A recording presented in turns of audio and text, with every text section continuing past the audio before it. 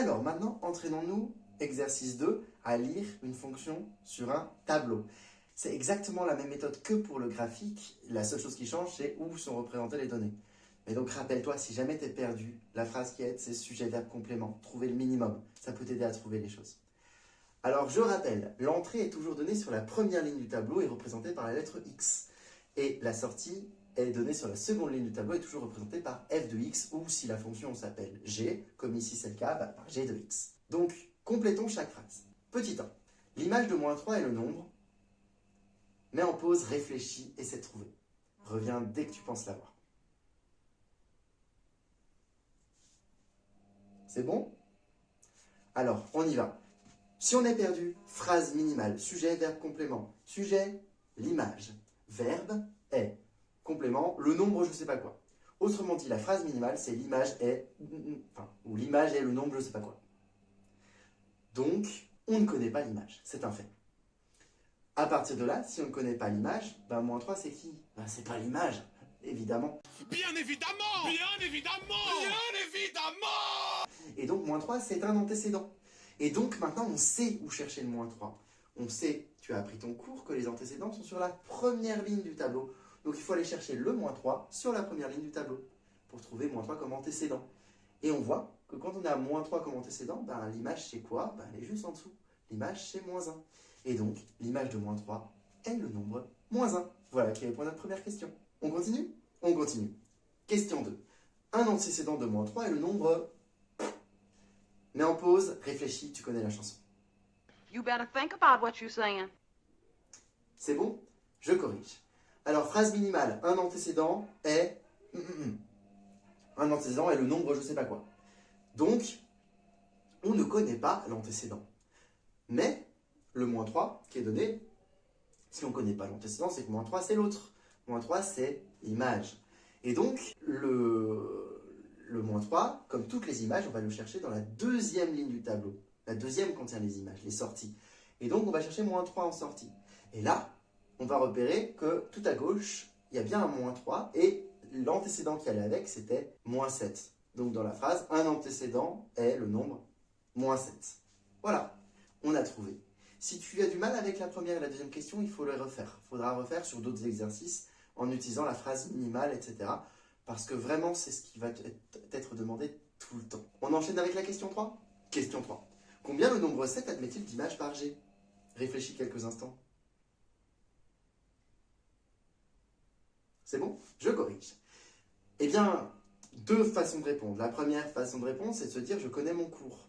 Un antécédent, quel que soit l'antécédent, il y a toujours une seule image. Donc, la réponse est toujours une seule sortie, c'est fini.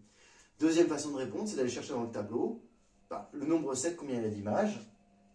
Attends, si on demande combien il a d'images, c'est que lui, il s'en est pas une, on ne poserait pas la question sinon. Donc, 7 est forcément un antécédent pour savoir combien il a d'images. Donc, si 7 est un antécédent, il faut aller chercher sur les antécédents. On va chercher, il y en a combien? Il n'y en a qu'un seul. Voilà, il y a toujours un seul 7 dans les antécédents. Et il a une seule image qui va avec. D'où une seule image. On passe à la question 4. Combien le nombre -1 admet-il d'antécédents possibles par G? Mets en pause, réfléchis. Allez, vas-y, c'est important. C'est bon? Alors, je corrige. Ici, on demande combien -1 a d'antécédents. Mais ça veut dire que -1 n'est pas un antécédent, sinon on ne poserait pas la question. Non. Si on demande combien il a d'antécédents, c'est que lui, c'est une sortie, c'est que lui, c'est une image. Et donc, on va chercher -1 sur la ligne des images, autrement dit, la deuxième ligne du tableau. Et là, on a une petite surprise qui nous attend, c'est que des -1, il n'y en a pas qu'un en sortie. Il y a plusieurs nombres qui donnent -1 en sortie. Et donc, on va chercher les -1 et on va aller chercher les nombres antécédents, ceux d'avant, ceux d'en haut, qui ont donné -1 sur la deuxième ligne. Et on voit que quand on rentre -3, ça sort -1. Et quand on rentre 2,5, ça sort -1. Et donc, il y a deux antécédents possibles qui donnent -1 par G. Voilà. Si on vous demande lesquels, c'est -3 et 2,5. Là, ce n'était pas demandé. On enchaîne, question 5. G de -1,5 égale combien? Mets en pause, réfléchis, trouve. Tu peux y arriver. On y va. G de -1,5, s'il est entre parenthèses, le -1,5, c'est que c'est une entrée, un antécédent. Donc, on va aller chercher -1,5 côté antécédent, et on va regarder, première ligne, et on va regarder quelle est la sortie sur la seconde ligne qui va avec moins 1,5 en première ligne. Et on voit que c'est 1. Donc g de moins 1,5 est égal à 1. On enchaîne avec la question 6. G de 0 est-il égal à moins 1? Réfléchis, mets en pause et reviens dès que tu penses l'avoir.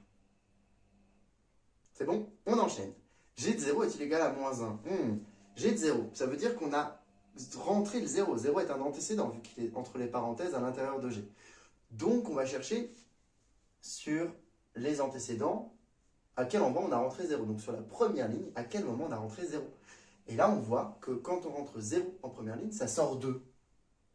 Pas moins 1. Donc la réponse est non. Si vous avez répondu oui, c'est que vous êtes trompé. Si vous regardez, l'endroit où il y a moins 1 et 0, c'est quand on rentre moins 1 que ça sort 0. Donc G de moins 1 est égal à 0. Mais pas l'inverse. Quand on rentre 0, ça sort 2. Voilà, ne pas se tromper, hein, ce qui est entre les parenthèses, c'est l'entrée. Et ce qui est après le égal, c'est la sortie. Ok? Ça va jusque-là? Si ça ne va pas, il faut refaire. Hein. C'est toujours reviens en arrière, réécoute, essaie de réfléchir jusqu'à ce que ça rentre, fais d'autres exercices. T'inquiète pas, ça va venir. Le 7. G qui a 7 associe quelque chose. G de 7 égale quelque chose. Mets en pause jusqu'à ce que tu penses l'avoir. Je corrige donc. 7, il est à gauche de la flèche, donc c'est une entrée. Donc je vais chercher sur la première ligne du tableau. À quel endroit il y a un 7. Et en dessous du 7, ça va me donner la sortie qui va avec. Ah ben 12. Donc quand je rentre 7, ça sort 12. Voilà. 8e et dernière question. G qui a quelque chose associe 0. Cherche, mets en pause. C'est bon? Je corrige. Donc, ici, 0 est à droite de la flèche. Donc, 0 est une sortie. Donc, sur la deuxième ligne du tableau. Donc, on va chercher les 0 sur la seconde ligne du tableau. On voit qu'il y en a plusieurs, encore une fois. Il y en a 2. Et on va chercher quelles sont les entrées possibles qui ont donné ce 0 en sortie. Il y a moins 1 qui a donné 0 en sortie. Et il y a aussi 9 qui a donné 0 en sortie. Et donc, les entrées possibles, c'est moins 1 ou 9. Vu qu'il y avait 3 petits points à compléter, vous pouviez mettre l'un des deux. Si jamais on vous demande de mettre les deux, vous mettez les deux. Mais si on vous laisse le choix, vous en mettez qu'un. Voilà, maintenant tu sais lire des fonctions sur un tableau. Je t'invite à t'entraîner sur d'autres exercices de tableau. Tu vas voir, ça va venir. Et n'oublie pas, si jamais tu es perdu, la phrase minimale, sujet, verbe, complément, ça peut t'aider. Bon entraînement!